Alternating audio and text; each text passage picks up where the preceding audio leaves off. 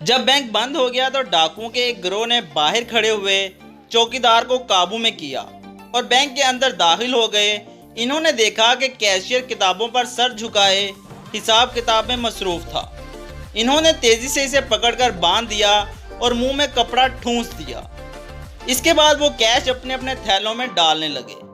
जब वो लौटकर जाने लगे तो इनके कान में कैशियर की अजीबोगरीब आवाजें पड़ी। वो अपनी जगह पर बुरी तरह हिलजुल कर रहा था, कुछ कहने की कोशिश करता दिखाई दिया। एक डाकू ने इसके मुंह से कपड़ा निकाला ताकि वो जान सके कि कैशियर क्या कहना चाहता है। कैशियर ने हाँफते हुए कहा, डाकू भाई, बराए मेहरबानी हिसाब किताब की किताबें भी साथ लेते जाओ, इनमें 1 लाख रुपए का फर्क आ रहा है।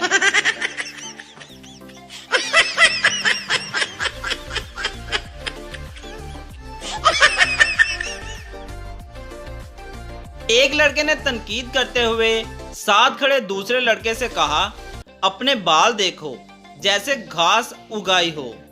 दूसरे ने जवाब दिया, मैं भी सोच रहा हूं कि मेरे पास गधा क्यों खड़ा है।